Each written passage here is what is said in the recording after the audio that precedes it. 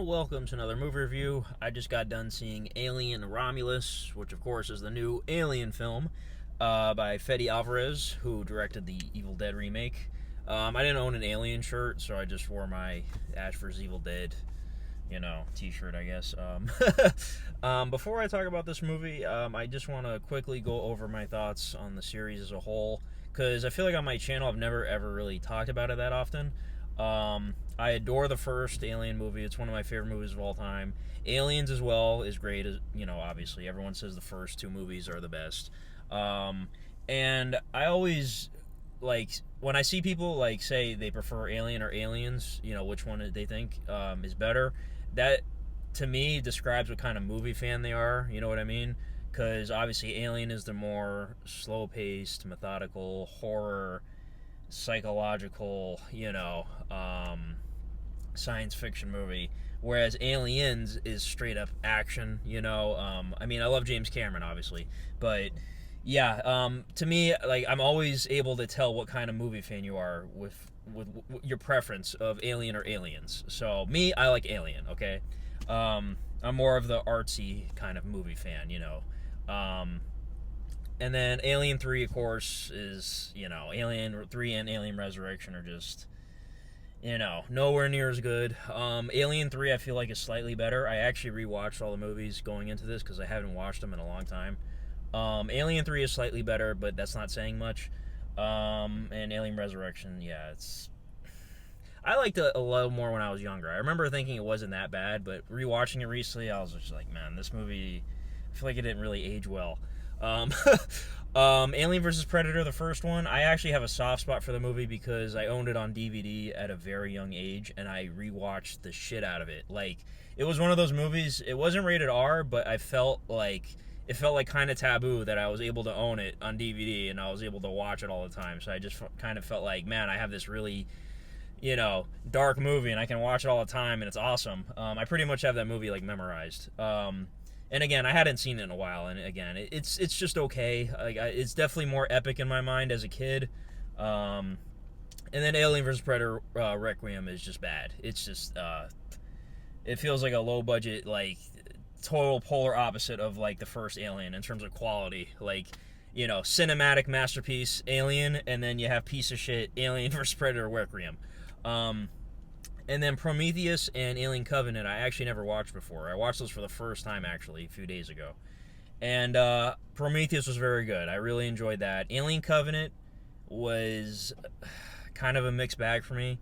I didn't hate it. I didn't love it. It was just okay.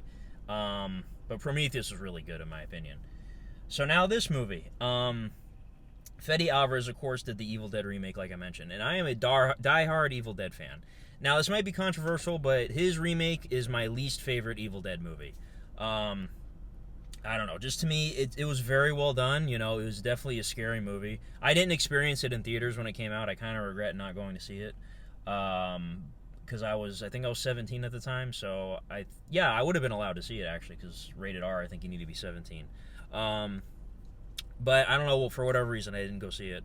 And again, watching it, I watched it a couple years after it come out. It really didn't do a lot for me. It was a good movie, like I said, but being such a diehard fan of Evil Dead, it's just, I could tell this guy is a fan of the movies that he's representing. Obviously, with Sam Raimi and Evil Dead, he did a very good job, replicating that, I guess, and kind of having his own spin on it. It's the same case with this movie. You can tell this guy is a fan of the first Alien.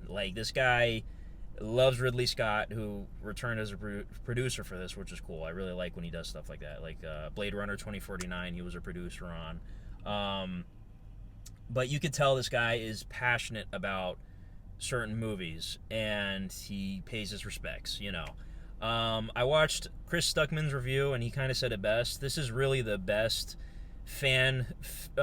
this is literally a high-budget fan film, basically, of Alien, because this takes place between Alien and Aliens, and right away as the movie starts, you figure out why they chose that. I'm not going to do a spoiler section in the video or anything like that, but it makes sense for the movie, and again, I can imagine being a childhood fan of something and then being able to create a follow-up to that. I don't know what that feeling must be like, but it must be an amazing feeling. And he definitely paid his respects. You know, you could tell he's passionate about Alien. The movie was very good overall. The gore was good. The alien scares and all the jump scares and everything like that was good.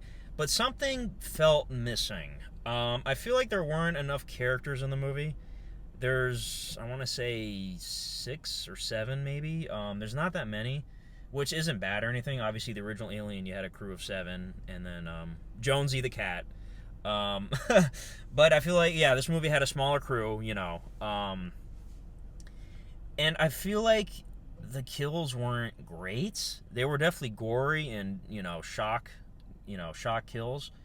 But something about the kills, like, I don't know, they just didn't really do it for me. I saw it in IMAX, by the way, and it looked very good in IMAX. I believe it was filmed for IMAX. I know there's a difference.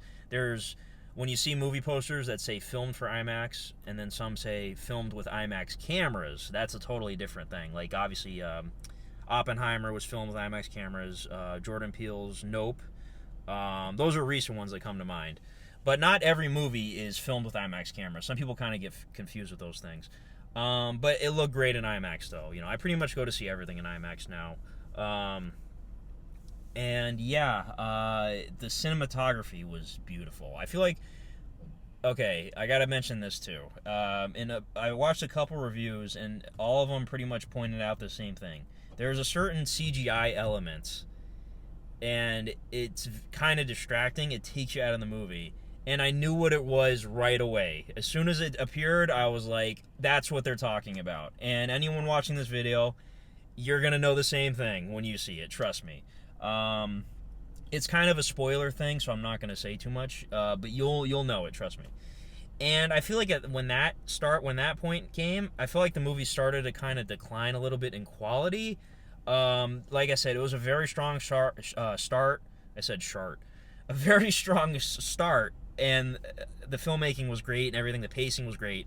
But once that started, and the movie kept going, I felt like it just kind of had a little bit of a decline, like I mentioned. Not a total, like, super decline, just a kind of slow, gradual, It was a good ending, too, But at the end of the day, every Alien movie is essentially kind of the same thing.